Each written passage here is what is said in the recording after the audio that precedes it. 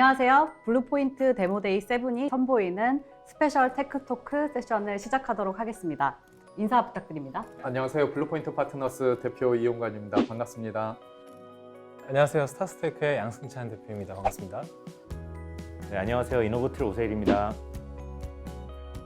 딱 작년에 블루포인트 데모데이 참가하시면서 기술 발표들을 진행을 하셨는데 지금은 또 온라인으로 데모데이를 새로운 형태로 좀 준비를 하고 있습니다.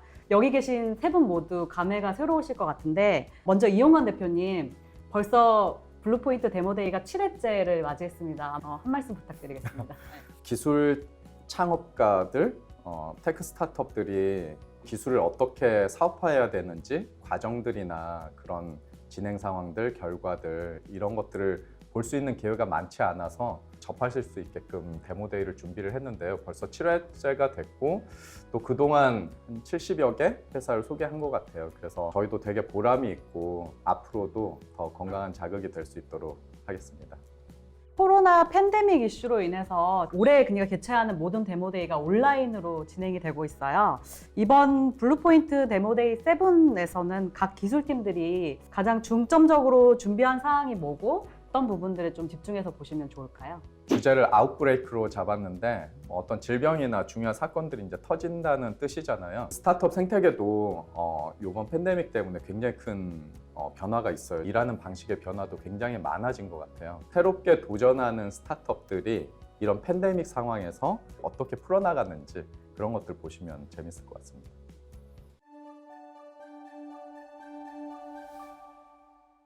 양승찬 대표님, 오세일 대표님도 블루포인트 데모데이에 참가를 하셨고 블루포인트 데모데이가 배출한 스타 기업 중에 한 곳들이잖아요. 지금 데모데이를 준비하시는 블루포인트 패밀리 기업들에게 응원의 한 말씀을 좀 전달해 주시면 좋을 것 같습니다. 블루포인트 데모데이라는 게 정말 대외적으로 정말 많은 관심을 받을 수 있는 또 기회의 장이기도 하고 후속 투자부터 또 다른 사업 확장의 기회들을 또 잡을 수 있는 중요한 기회라고 생각해서 화이팅입니다. 저는 데모데이는 자랑하는 날이라고 생각을 해서 자랑을 최대한 많이 하고 내려왔고요. 이번 데모데이가 실제 관객들은 없는 상황에서 온라인으로 진행이 되지만 상상하시면 될 것 같아요. 카메라 너머에 정말 수많은 사람들이 지금 내 기술이 어떤 기술인지 궁금해하고 있다. 잘 자랑해서 우리 회사 잘 알려야겠다. 그럼 좋은 결과 있으리라 생각합니다. 네. 그럼 떨려가지고 더 못하는 거 아니에요? 그러면? 대표가 그 정도는 해야죠. 오케이. 응원의 말씀 너무 감사하고요. 오늘 또 오세일 대표님 생일이세요. 이렇게 생일날 뜻깊게 저희 토크에 참가해 주셔서 너무 감사합니다. 지금 이 패널 토크가 블루포인트 데모데이 7에서 이제 시청자 여러분들을 만날 텐데 각 회사에 대한 소개를 먼저 부탁을 드리겠습니다. 많은 분들이 저희 회사 제가 PT자를 딱 띄워놓으면 용기 만드는 회사구나 이렇게 처음에 생각을 하세요. 근데 이 용기 솔루션을 이용을 해서 친환경 순환경제 플랫폼을 만드는 회사다라는 얘기를 조심스럽게 하고 싶어 해요. 이제 그걸 저희 혼자 할 수 있는 게 아니기 때문에 뭐 예를 들어서 재활용 센터나 재활용 자원을 이용하는 회사들하고 조금씩 커뮤니케이션 하면서 어떻게 하면 이게 원활하게 수익성 있게 돌아갈 수 있을까? 저희는 친환경 솔루션을 이용한 플랫폼을 만들고 싶은 그런 회사입니다. 스타스테크 하면 떠올리는 건 불가사리일 것 같아요. 불가사리를 활용한 친환경 제설제로 저희가 사업을 시작하기도 했고 이제는 이제 불가사리 친환경 제설제를 넘어서서 불가사리로부터 나올 수 있는 다른 소스들을 활용한 화장품 원료부터 액상 비료, 사업화 아이템들을 이제 다각화를 시켜나가고 있고요. 불가사리를 완벽하게 업사이클링 시킬 수 있다는 목표로 사업화를 진행을 해 나갈 것 같고요. 부식 억제 기술이라든지 이런 저희들의 핵심 기술들이 또 수처리제나 이런 새로운 사업부들로 또 확장을 해나가는 그런 글로벌한 좀 기업이 되고자 합니다. 네, 저희 블루포인트 파트너스는 기술을 가진 창업자들이 성공할 수 있도록 시작을 도와주는 그런 테크 전문 엑셀러레이터고요. 지금까지 160개 정도의 회사를 투자를 했는데 학문적 기술하고 사업적 기술이 되게 다른 것 같아요. 어떻게 하면 이런 학문적 기술의 성과가 사업적으로 성공할 수 있을지 그런 고민들을 지금도 하고 있고 또 앞으로도 그런 많은 경험들을 나누면서 엔지니어들이 성공할 수 있는 그런 일들을 돕는 데 역할을 하고 싶습니다. 근데 그건 진짜 공감되는 네. 말씀인 것 같아요. 네. 학문적 기술하고 사회적 기술의 차이점. 네. 논문 아무리 봐도 해보면 안 되더라고요. 좀 학문적 기술의 특징이 이제 최초의 발견자 이게 중요한 업적이라면은 이제 사업적 성과는 실은 그거를 어떻게 시장에 맞춰내느냐가 또 중요한 지표이기 때문에 이 생각을 이렇게 전환을 이뤄내는 게 처음에는 익숙지가 않더라고요. 저도. 그런 면에서 또 블루포인트가 가지고 있는 네트워크 되게 좋은 것 같아요. 랩 레벨에서 할 수 있는 게 있고 그게 실제 양산되면서 이제 규모가 커지잖아요. 그렇죠. 규모가 커지면 저희 말고 다른 파트너사들이 도와줘야 되는 일들이 생기는데 블루포인트가 그건 되게 잘하는 것 같아요. 멋진 사업 소개들을 다 들어봤고요. 일부 토크쇼의 주제가 어쩌다 창업입니다. 흥미로운 창업 스토리들이 각자 있으시다고 들었어요. 정말 어쩌다 창업을 하시게 된 건지 그 창업 여정 시작의 스토리를 들어보도록 하겠습니다. 저는 이제 지금 3번 창업했는데 창업의 세계로 들어오게 된 거는 제가 대학원 때 물리 실험 조교할 때 실험 기자재들을 관리하고 고치고 하는 일을 맡았었는데 너무 고장이 잦아가지고 이걸 이제 막 고치다 보니까 교수님한테 이거 너무 고장 많이 나고 문제 많은데 우리가 해볼까요? 그랬더니 그때 그럼 네가 사업해봐 이렇게 지도 교수님이 한마디 속삭여가지고 창업의 세계로 들어왔죠. 어쩌다. 어쩌다 창업. 네, 네. 저는 조금 여기서 제일 특이하다고 자시할 수 있을 것 같은데 네. 군대에서 창업을 했기 때문에 일단은 창업을 하기에는 너무 좀 적합하지 않은 환경일 수도 있는 데인데 창업이라는 거를 대학생 때부터 꿈은 꿔오고 있었고 정말 우연찮은 기회에 이제 창업을 또 해볼 수 있는 사례였어요. 군에서 창업을 지원하는 프로그램이 있었어요? 네, 창업 경진대회 같은 걸 열어서 그때 당시엔 창업을 해보고 싶은 마음도 있었지만 휴가 목적이 좀 더 컸었죠. 처음에. 네. 그 얘기 하려고 했는데 그렇죠. 강력한 동기부여. 네. 그거보다 큰 동기부여가 네, 없기 네. 때문에 육군 내에서만 어느 정도 선정만 돼도 참모총장 표창을 줬어요. 그걸 대충 휴가로 환산해 보니까 강력한 동기부여가 됐고 같이 할 수 있는 친구들을 좀 또 모아서 하다 보니 이게 진짜 어쩌다 창업이라는 말이 맞는 것 같은 게 하다 보니까 이게 나도 모르게 또 동기부여가 되고 이걸 무조건 해야겠다라는 더 지금까지 올 수 있었던 것 같습니다. 근데 참모총장 그 대회에서는 상을 받았나요? 저는 1등이었죠. 네, 1등이었어요. 역시 네. 1등. 그래서 휴가는 며칠 받으셨나요? 지금은 상상하기 어려울 거예요. 네, 한 오. 네, 그 정도 나갔습니다. 창업이 군 생활에 되게 도움이 많이 되셨네요. 엄청 많이 됐죠. 네. 네. 고객의 니즈를 파악하는 거고. 우리가 아는 군대가 아닌데. 그렇죠. 네. 나름 강원도 인재였습니다. 네. 네네. 강원도 인재. 네. 저는 냉정하게 얘기하면 창업은 아무나 할 수 있는 건 아니라고 생각해요. 그 창업을 하고자 하는 에너지 그게 있어야 창업할 수 있는 걸 생각을 하고 저는 사실 처음에는 창업에 대해서 부정적인 생각을 가지고 있었어요. 저희 아버지가 사업을 하셨는데 이게 저희 98년도에 IMF 사업은 되게 위험한 거구나 이런 생각을 하다가 난 안전하게 전문직을 해야지 그래서 변리사를 시작을 했고 근데 저도 모르게 이제 창업의 길로 가고 있더라고요. 그래서 하다 보니까 뭐 이것도 사업이네? 할 거면 내가 하고 싶은 거 하고 싶다 이런 생각을 하다가 근데 우연치 않게 이제 아이템을 찾게 됐고 그리고 나서도 계속 고민을 했어요. 그러다가 저희 회사 법무이사로 있는 최모 변호사가 형 지금이 창업 적기야. 그래서 창업을 하게 됐습니다. 지인분이 그러니까 창업을 좀 독려하셔가지고 시작하시게 된 거네요. 처음에는 같이 막 굉장히 뭐 같이 할 것처럼 하다가 지금 거의 저만 하고 있습니다.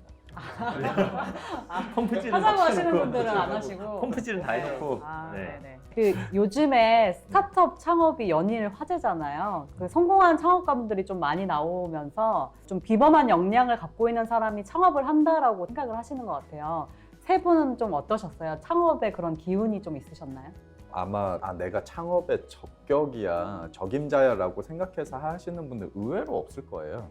저도 맨 처음에 창업했을 때 저를 돌아봤을 때 개념이 없었거든요. 재밌는 어떤 조직을 좀 만들어 보고 싶다라는 뭐 막연한 생각 뭐 이런 게 있었지. 이거 가지고 어떻게 뭐 크게 해봐야겠다라는 생각을 처음에는 안 해봤어요. 지금은 좀 달라졌다는 생각은 들어요.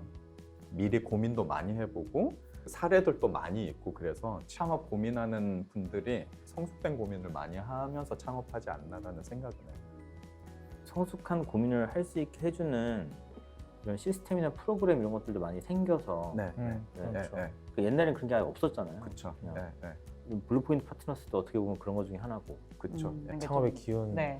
그러니까 저도 어떻게 보면 시작은 제가 뭐 비범에서 이런 거랑 좀 많이 거리가 멀기 시작을 했던 것 같아요. 공부를 하면서 좀 어떤 벽 같은 거를 많이 느꼈었거든요. 공대에는 꼭 한두 명씩 이렇게 벽들이 있잖아요. 그러니까 어느 분야든 간에 벽이란 존재들을 이렇게 가끔씩 보게 되는데 아 나는 연구는 아니겠다. 학문적으로 내가 가는 것들은 한계가 있겠다라고 생각을 해서 거기서 제가 더 잘할 수 있는 게 뭘까에 대한 고민을 하다가 이제 창업을 들은 거거든요. 처음 창업을 하시는 분들도 미리 준비할 수 있는 것들이 많이 있고 거기에 대해 비범함을 갖출 수 있을 만한 노력이나 이런 것들이 함께 주어진다면 더 훨씬 더 수월하게 더 잘 그리고 물론 운칠기삼이라는 말도 있지만 그 기삼이라는 걸 훨씬 더 좀 끌어올릴 수 있는 그런 것들이 한편으론 비범함이 필요할 수도 있겠다라는 생각은 듭니다. 저는 하고 싶은 게 있으면 좀 해야 되는 성격이에요. 예를 들어서 하고 싶은 건데 없어 이러면 이게 우리 사회에 있으면 어떨까 이런 생각을 이제 종종 했거든요. 딱히 비범함이라기보다는 그냥 집요함이 있었다.